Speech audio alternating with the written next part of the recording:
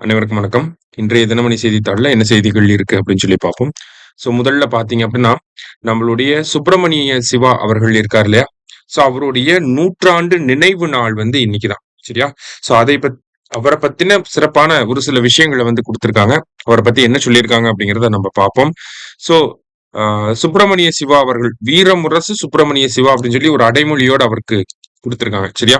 சுப்பிரமணிய சிவா அவர்கள பொறுத்தவரைக்கும் பார்த்தீங்கன்னா, மதுரை மாவட்டம் வத்தலக்குண்டு அப்படிங்கிற பகுதியில அக்டோபர் 4, 1884ஆம் ஆண்டு பிறந்திருக்கிறார். சரிங்களா? சோ இந்த வத்தலக்குண்டுல பிறந்திருக்காரு அப்படிங்கிறது ஒரு டைம் வந்து டிஎன்பிஎஸ்சில மேட்ச்ல வந்து கேட்டிருந்தாங்க. ஓகேவா?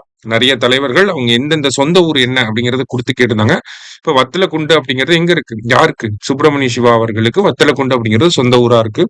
அக்டோபர் 4, 1884ல பிறந்திருக்காரு. எப்ப இறந்து போயிருக்காரு அப்படின்னு சொல்லி பாத்தீங்கன்னா, ஜூலை மாதம் 23ஆம் தேதி 1925ஆம் ஆண்டு இறந்து போயிருக்காரு. கரெக்டா 100 வருஷம் ஆயிருக்கு அவர் இறந்து போய். எங்க இறந்திருக்காருன்னா, தர்மபுரி மாவட்டம் இந்த பாப்பாரப்பட்டியில வந்து இறந்து போயிருக்காரு. சரிங்களா? இது வந்து பேசிக்கா அவர பத்தின விஷயங்கள். 100 நினைவு தினம் அப்படிங்கிறது இன்னைக்கு அனுசரிக்கப்படுது. சரிங்களா? இவர பொறுத்தவரைக்கும் பாத்தீங்கன்னா, 1906ஆம் ஆண்டு தான் அரசியல் களத்துக்குள்ள வர ஆரம்பிக்கிறாரு. சிவா ஆரிய சமாஜம் அப்படிங்கிற சமாஜம் இருந்திருக்கு. அந்த சமாஜத்தினுடைய தாக்கூர் கான் சந்திவர்மா அப்படிங்கிறவருடைய பேச்சால ஈர்க்கப்பட்டு தான் அரசியல் களத்துக்குள்ள வராரு சுப்பிரமணிய சிவா அவர்கள். வந்து அவரு தர்ம பரிபாலன சமாஜம் அப்படிங்கிற ஒரு அமைப்பை நிறுவுறாரு. எங்க நிறுவுறாரு அப்படின்னா, திருவனந்தபுரத்துல. இவரோட ஏர்லி டேஸ்ல வந்து பாத்தீங்கன்னா, திருவனந்தபுரத்துல தான் அதிகமான சொற்பொழிவுகளை வந்து ஆற்றியிருப்பாரு. சரிங்களா? ஆனா திருவாங்கூர் சமஸ்தானம் அப்படிங்கிறது ஆங்கிலேய அரசாங்கத்துக்கு நட்பு பாராட்டி இருந்த ஒரு சமஸ்தானமா இருந்துச்சு. அதனால ஆங்கில அரசுக்கு எதிரான இந்த சொற்பொழிவுகள் எல்லாத்தையுமே வந்து திருவாங்கூர் சமஸ்தானத்துல தடை பண்ணியிருந்தாங்க. அதனாலதான் அவர் என்ன பண்றாங்க, சுப்பிரமணிய சிவாவையும் திருவாங்கூர் அப்படிங்கிற திருவனந்தபுரத்துக்குள்ள வரக்கூடாது அப்படிங்கறத சொல்லி அவரை வந்து வெளியே அனுப்புறாங்க. அதன் பிறகுதான் அவர் எங்க வராரு அப்படின்னு பாத்தீங்கன்னா, பிப்ரவரி 3ஆம் தேதி 1908ஆம் ஆண்டு தூத்துக்குடி வந்து வஉசி அவர்களை வந்து சந்திக்கிறார். வஉசியை சந்திச்சதுக்கு அப்புறமா பின்னர் நடந்த நிகழ்வுகள் எல்லாமே வரலாறு தான். சரிங்களா? வஉசியை சந்திக்கிறாரு. சொற்பொழிவுகளை கொடுக்க ஆரம்பிக்கிறாங்க. தெரு ஓரங்கள்ல, தெருமுனைகள்ல, கடற்கரை ஓரங்கள்ல வந்து தூத்துக்குடி மக்கள், திருநெல்வேலி மக்களுக்கு வந்து சொற்பொழிவுகளை கொடுக்குறாங்க. அதனால அந்த மக்கள் அந்த சொற்பொழிவுகளை கேட்ட அந்த மக்களுக்குமே வந்து ஒரு ஒரு விடுதலை உணர்வு அப்படிங்கிறது ஏற்படுது. அதன் பிறகுதான் பாத்தீங்கன்னா, நமக்கு கோரல் மில் ஸ்ட்ரைக் அப்படிங்கிறது வரும். 1908ஆம் ஆண்டு கோரல் மில் தொழிலாளர்கள் ரொம்ப ரொம்ப ரொம்ப ரொம்ப ஒரு மோசமான கொடுமைகளுக்கு வந்து உட்பட்டு இருந்திருப்பாங்க. அதற்கு எதிராக குரல்களை கொடுக்க ஆரம்பிச்சிருப்பாங்க. அதன் பின்னர் கலவரங்கள் ஏற்பட்டிருக்கும். பிபின் சந்திர பாலுடைய அந்த அந்த அந்த ரிலீஸ வந்து செலிப்ரேட் பண்ண போய் இவங்க 2 பேத்தையுமே வந்து ஆங்கில அரசாங்கம் வந்து அரெஸ்ட் பண்ணியிருப்பாங்க. அரெஸ்ட் பண்ணதுக்கு அப்புறமா வஉசி அவர்களுக்கு இரட்டை ஆயுள் தண்டனை கொடுக்கப்பட்டிருக்கும். சுப்பிரமணிய சிவா அவர்களுக்கு வந்து அவரை நாடு கடத்திருப்பாங்க. நாடு கடத்துற இந்த சென்ஸ் வேற தொலை தூரத்துல இருக்கக்கூடிய ஒரு சிறையில சுப்பிரமணிய சிவா அவர்களை வந்து அடைச்சு வச்சிருப்பாங்க.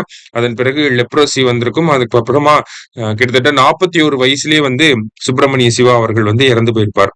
இவரை பொறுத்த வரைக்கும் பாத்தீங்கன்னா நிறைய புத்தகங்கள் எழுதியிருக்கிறாரு.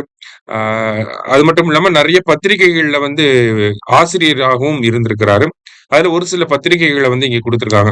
ஞானபானு, பிரபஞ்சமித்ரன், இந்திய தேசாந்திரி, இந்த மாதிரியான இதழ்கள்ல வந்து ஆசிரியராக இருந்திருக்கார். இது எல்லாமே நமக்கு எக்ஸாம்ல ஆல்ரெடி ஒரு சில டைம் இந்த ஞானபானு அப்படிங்கிற விஷயங்கள்லாம் ஒரு ஸ்டேட்மெண்டா நமக்கு ரிஃப்ளெக்ட் ஆயிருக்கு. சரிங்களா? அதனால எல்லாத்தையும் பார்த்து வச்சுக்கிறோம். ஞானபானு, பிரபஞ்சமித்ரன், அதுக்கப்புறமா இந்திய தேசாந்திரி அப்படிங்கிற இதழ்கள்ல ஆசிரியராக இருந்திருக்கிறாரு. அதே மாதிரி இந்த ஒரு ஸ்டேட்மெண்ட்டை கூட கொடுத்து யாரு சொன்னாங்கன்னு கூட கேட்கலாம். என்ன அப்படின்னு பாத்தீங்கன்னா, எனது மதம் பாரதியம் என்றும், என்னுடைய மதத்தின் தேவதை பாரத மாதா என்றும், தீண்டாமை வெறுக்கத்தக்க ஒரு பாவமாகவும், இந்திய ஜன சமூகத்துக்கே ஒரு களங்கமாகவும் உள்ளது அப்படின்னு யார் சொல்லியிருக்காங்கன்னா, சுப்பிரமணிய சிவா அவர்கள் வந்து சொல்லியிருக்காரு. அவருடைய ரிலீஜனே பாரதியம் அப்படின்னு சொல்லியிருக்காரு. பாரத மாதா தான் அந்த மதத்தோடைய தேவதை அப்படின்னு சொல்லியிருக்காரு. தீண்டாமைக்கு எதிராகவும், அந்த தீண்டாமை அப்படிங்கிறது இந்திய சமூகத்துக்கே ஒரு களங்கமாக இருக்கு அப்படின்னு சொல்லி பேசியிருக்கிறார். சரிங்களா? இந்த மாதிரி கொடுத்துட்டு நம்ம பார்க்காம போயிருந்தோம்னா மேபி பாரதியம்னா பாரதியார்னு சொல்லி போட்டு வந்துடும். நம்ம மைண்ட் அப்படிதான் யோசிக்கும். பட் ஸ்டில் இதை படிச்சு வச்சுக்கிட்டோம்னா சுப்பிரமணிய சிவா அப்படின்னு சொல்லி நம்ம கரெக்டா போட்டுறலாம். சரியா? அது ஒரு முக்கியமான விஷயமா இருந்துச்சு இன்றைய செய்தித்தாள்ல.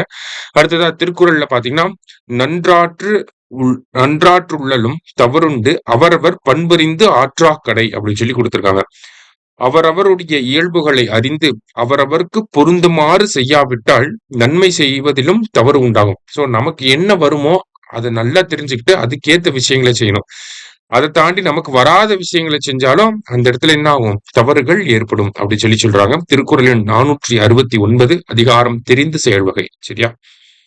அடுத்ததா இங்க என்ன கொடுத்திருக்காங்க, தனிநபர் வருமானத்தில் தமிழகம் 2ஆம் இடம் அப்படின்னு சொல்லி கொடுத்திருக்காங்க. நேத்து பாராளுமன்றத்துல மத்திய அரசாங்கம் சொன்ன ஒரு தரவை அடிப்படையா வச்சு தமிழக அரசாங்கம் ஒரு செய்தி வெளியிட்டு இருந்தாங்க.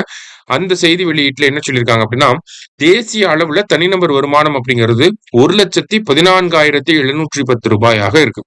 தேசிய அளவுல பெர் கேபிட்டா இன்கம் எவ்வளவு இருக்குன்னா 1,14,710 ருபீஸா இருக்கு. அதுவே தமிழ்நாட்டை பொறுத்த வரைக்கும் பாத்தீங்கன்னா தனிநபர் வருவாய் அப்படிங்கிறது 1,96,309 ரூபாயாக இருக்கு அப்படின்னு சொல்லி ஒரு செய்தி வெளியீடு கொடுத்துருந்தாங்க. இந்திய அளவில் நம்ம 2வது இடத்துல இருக்கோம் அப்படிங்கிறதையும் சொல்லியிருந்தாங்க. அதை மட்டும் அப்படியே தெரிஞ்சு வச்சுக்கிறோம். சரியா? கடைசியா பாத்தீங்கன்னா யுனெஸ்கோவில் இருந்து மீண்டும் வெளியேறுகிறது அமெரிக்கா அப்படின்னு சொல்லி கொடுத்திருக்காங்க. சோ பொதுவாவே இந்த அதிபர் ட்ரம்ப் வந்ததுக்கு அப்புறமா பாத்தீங்கன்னா நிறைய உலகளாவிய அமைப்புகள்ல இருந்து வெளியேற போறோம் அப்படிங்கறத சொல்லிட்டே இருப்பாரு. அவர் முன்னாடி ஆட்சியில இருந்தப்ப பாரிஸ் கிளைமேட் சேஞ்ச் அக்ரிமெண்ட்ல இருந்து வெளியே வந்தாங்க. இப்ப கூட சமீபத்துல வந்து பாத்தீங்கன்னா ஹியூமன் ரைட்ஸ் கமிஷன் மனித உரிமைகள் ஆணையத்திலிருந்து வெளியே வரப்போறோம் அப்படிங்கறத சொல்லியிருக்காங்க.